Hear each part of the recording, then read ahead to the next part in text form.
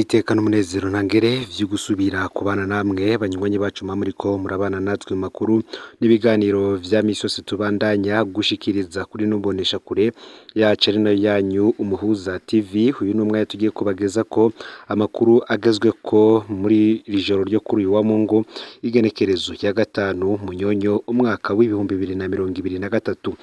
Ni amakuru tuza kugaruka kuri vyinshi bitandukanye, cane cane tuza kugaruka ku mukuru w'igihugu na bashikiranganji barongowe na Lieutenant General de Police Gervais Ndirakobuca.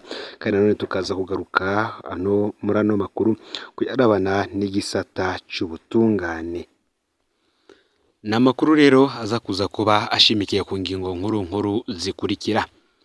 Kuri uno munsi wa Mungu igenekerezo ya gatanu Munyonyo uyu mwaka w'ibihumbi 2023, umukuru w'igihugu c'u Burundi Nyenicubahiro Varisito Ndayishimiye ari kumwe n'umutambukanyi wiwe Angeline Ndayishimiye, icegera c'umukuru w'igihugu Prosper Bazombanza ndetse n'umushikiranganje wa mbere wa leta y'u Burundi Gervais Ndirakobuca hamwe n'abashikiranganje bagize leta. Aba bose bifadikanije n'abakirisu bo muri paruwasi Kanyinya yo mu ntara ya Kirundo mu nkuka ya misa yo kuri uyu wa Mungu.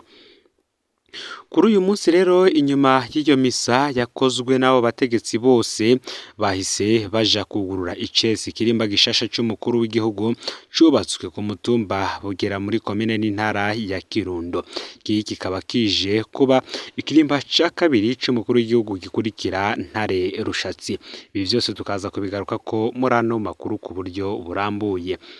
Mu gisata c'ubutungane, ese hagati ya Zephirine Maniratanga n'umukuru w'igihugu Varisito Ndayishimiye ninde yoba avuga ukuri ku bibazo vy'abanyuruzwa mu Burundi?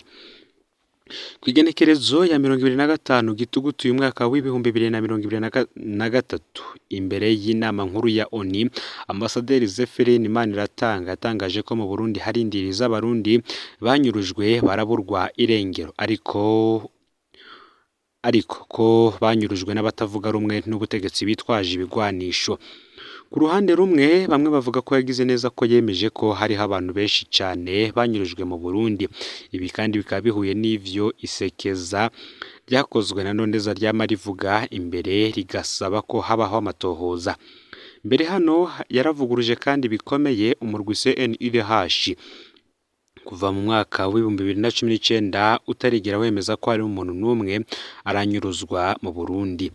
Ku rundi ruhande kandi naho Zephirine Maniratanga yemeza ko kunyuruzwa abantu bikorwa n'abatavuga rumwe n'ubutegetsi kugira bacafuze leta, aha hari ibindi bibazo vyinshi tuza kuraba muri ano makuru.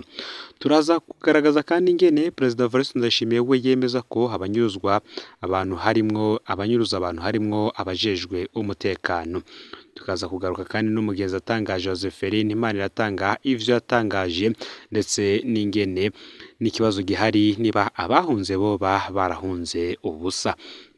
Fyonda subscribe canke sabone niba utari wafyenda ko kugira ngo tuje ucikanwa nayo dushikiriza. Sangiza ano makuru bagenza kandi baba bari hose kugira ngo batuja bacikanwa niba biriko biravugwa bigezwe ko nga mu gihugu c'u Burundi. Mwaye kaze mwidonido yano makuru. Nkuko nari mpejeje kubabwira ntangura ano makuru mu mfunyafunyo. Kuri uno munsi mu ntara ya Kirundo huguruwe ikirimba gishasha c'umukuru w'igihugu. Ibirori vyo kugurura ico kirimba bikaba vyabaye kuri uno w'Imana, vyitabwa n'abategetsi bakomeye muri kino gihugu, uhereye ku mutambukanyi Murantunge, uhereye ku mukuru w'igihugu Varisito Ndayishimiye, umutambukanyi wiwe Angeline Ndayishimiye, icegera c'umukuru w'igihugu Prosper Bazombanza, umushikiranganje wa mbere Gervais Ndirakobuca, abandi bashikiranganje bagize leta irongowe na Ndakugarika ndetse n'abubahwa batandukanye harimwo n'abarwizatunga bakomeye cyane ngaha mu gihugu c'u Burundi. Iki kirimba rero cuguruwe mu ntara ya Kirundo, kikaba kije kuba ikirimba ca kabiri c'umukuru w'igihugu, aho umukuru w'igihugu agiye kuja ararangurira amabanga yiwe mu nyubakwa zibiri, harimwo iyo kwa Ntare ari naho asanzwe yakirira abashitsi biteka bagiye batandukanye. Aha rero naho akazoja harangurira amabanga yiwe, aho hazojamwo ibiro bitandukanye. benshi bari kwibaza ico iki kirimba rero kizoja kije gukora cyunganira ikirimba Ntare, ndetse kandi bikanavuga ko Ntare ari nini cyane. Ese umukuru w'igihugu yoba azakorera iyihe mirimo? Navyo tukaba turiko tubirondera ko amakuru yaronka turaza kuyabashikiriza. Nk'uko nari nabibabwiye kandi, hagati ya Zeferine Imaniratanga na Evariste Ndayishimiye ninde avuga ukuri ku bibazo by'abanyuruzwa mu Burundi?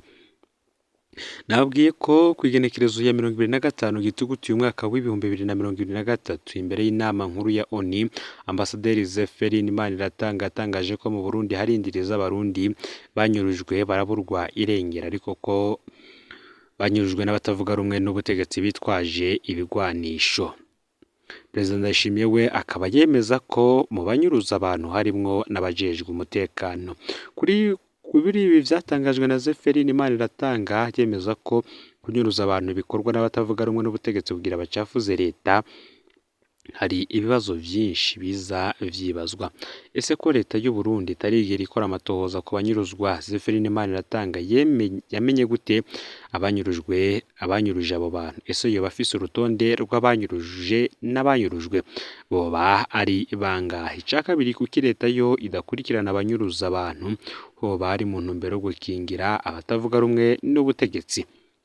Muri Kigarama umwaka w'2021, mu kiganiro yakoresheje abanyagihugu, Perezida Evariste Ndayishimiye yaravuze ko mu banyuruza abantu harimwo abapolisi. Muri Mukakaro umwaka w'2022 Ingozi, Perezida Evariste Ndayishimiye yavuze ko vyamugoye gutuza uturwe tunyuruza abantu, kandi ko twari tugizwe n'abajejwe umutekano.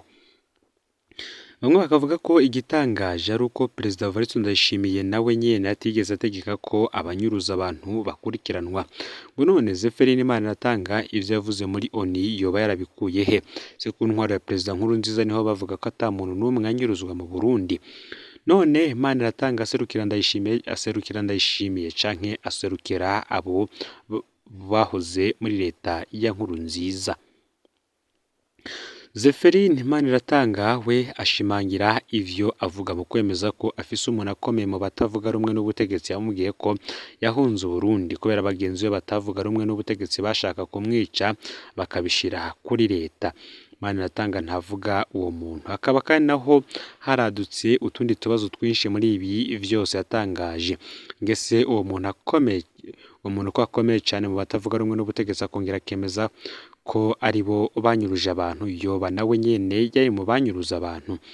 Nukubera iki uwo muntu yagira anyuruzwe n'abatavuga rumwe n'ubutegetsi akaca ashima guhunga Burundi akaja hanze iyo abamurondera bahungiye, aho kuguma mu Burundi agakingirwa n'ubutegetsi nari ryari umugenzi w'ugendanira umukuru w'igihugu?